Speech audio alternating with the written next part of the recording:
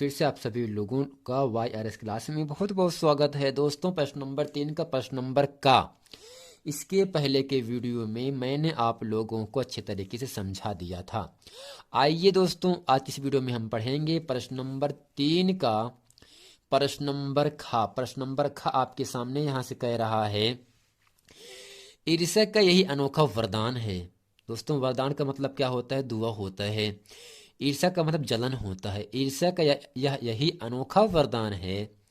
जिस मनुष्य के हृदय में ईर्ष्या घर बना लेती है, यानी जिस व्यक्ति के हृदय में ईर्ष्यापन आ जाता है, वह उन चीजों से आनंद नहीं उठाता जो उसके पास मौजूद है, बल्कि उन वस्तुओं से दुख उठाता है जो दूसरों के पास है। वह अपनी तुलना दूसरों के साथ करता है और इस तुलना में अपने पक्ष के सभी अभाव उसके हृदय पर दंश मारते रहते हैं।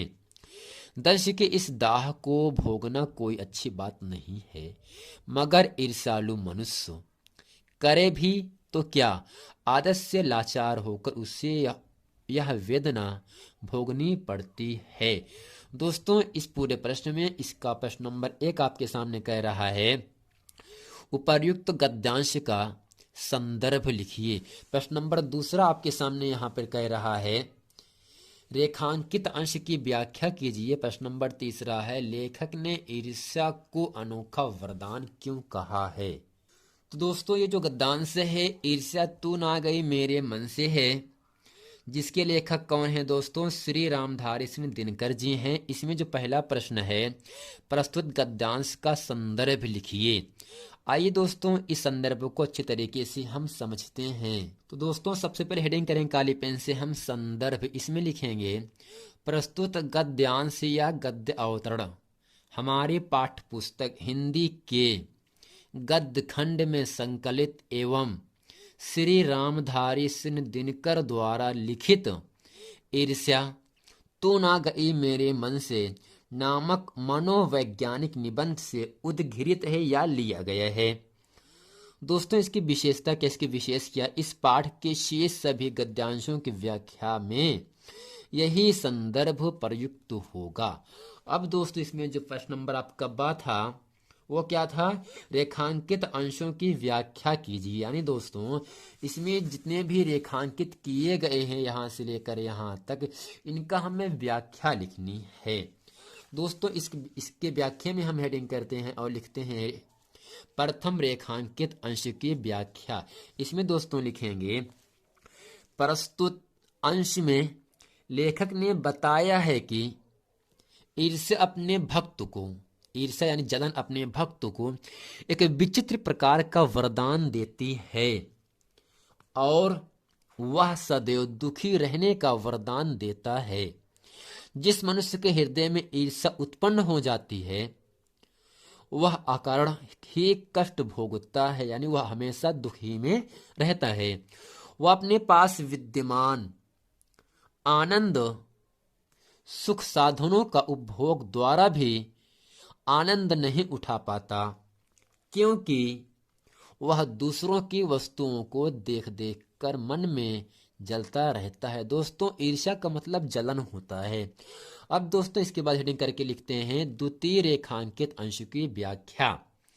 इसमें लिखेंगे और समझेंगे, लेखक श्री रामधारी सिंह दिनकर जी कहते हैं कि जब ईर्ष्यालु मनुष्य यह देखता है कि कोई वस्तु किसी अन्य के पास है, यानी अगर कोई वस्तु किसी दूसरे के पास है तब वह कैसे जलता है, लेकिन उसके पास नहीं है, जो उन सभी वस्तुओं के मन में पनपी यह अभाव की भावना सदैव उसे डंक मारती रहती है। लेखक का कहना है कि डंक से उत्पन्न कष्ट को सहन करना उचित नहीं है, लेकिन ईर्ष्यालु मनुष्य कष्ट को सहन करने के अतिरिक्त और कुछ कर भी नहीं सकता। अब दोस्तों, प्रश्न नंबर 7 का जो पहला प्रश्न है उसमें क्या है? प्रस्तुत गद्यांश में लेखक क्या कहा है? नहीं, प्रस्तुत जो गद्यांश है उसमें लेखक क्या कहना चाहता है। इसमें लिखेंगे, प्रस्तुत गद्यांश में लेखक ने ईर्ष्या से उत्पन्न पीड़ा का वर्णन किया है और कहा है कि ईर्ष्यालु व्यक्ति सदा दुखी में रहते हैं। प्रश्न नंबर दूसरा आपके सामने था यहाँ से, ईर्ष्यालु मनुष्य क्या करता है? ईर्ष्यालु मनुष्य क्या करता है?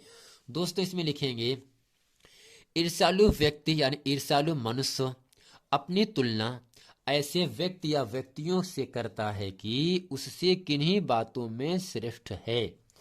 जब वह देखता है कि अमुक वस्तु दूसरे के पास तो है लेकिन उसके पास नहीं है, तब वह स्वयं को यानी अपने आप को ही समझने लगता है कि अपने अभाव को खटकने लगते हैं और वह अपने पास मौजूद वस्तु अथवा साधनों का भी आनंद नहीं ले पाता है। अब दोस्तों प्रश्न नंबर तीसरा आपके सामने यहां से था, ईर्ष्यालु मनुष्य को कौन सी वेदना भोगनी पड़ती है? ईर्ष्यालु मनुष्य को कौन सी वेदना भोगनी पड़ती है? दोस्तों इसमें लिखेंगे, ईर्ष्यालु व्यक्ति रात दिन इसी वेदना में जला करता है कि अमुक वस्तु दूसरे के पास तो है लेकिन उसके पास नहीं है।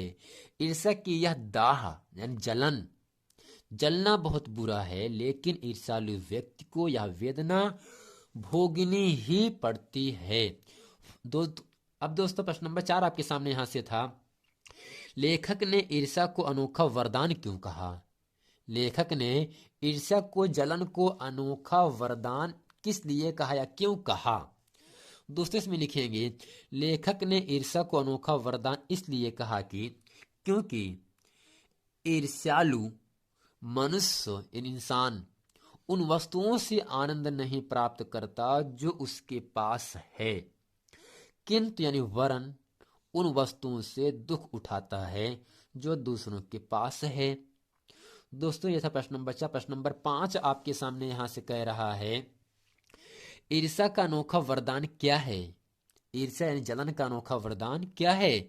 दोस्तों ईर्ष्या का अनोखा वरदान यह है कि ईर्ष्यालु व्यक्ति जलने वाला व्यक्ति उन वस्तुओं से आनंद नहीं उठाता जो उसके पास है, किंतु वह उन वस्तुओं से दुख उठाता है जो दूसरों के पास है। अब दोस्तों प्रश्न नंबर 6 आपके सामने कह रहा था, ईर्ष्यालु व्यक्ति को ईर्ष्या से क्या कष्ट मिलता है? दोस्तों ईर्ष्यालु व्यक्ति को ईर्ष्या के कारण उन वस्तुओं से आनंद नहीं मिलता है जो उसके पास है, किंतु वह उन वस्तुओं से दुख उठाता है जो उसके पास नहीं है। दोस्तों उम्मीद करते हैं यह पूरा वीडियो आप लोगों को बहुत अच्छे तरीके से समझ में आ गया होगा। दोस्तों मिलते हैं नेक्स्ट वीडियो में, तब तक के लिए थैंक यू।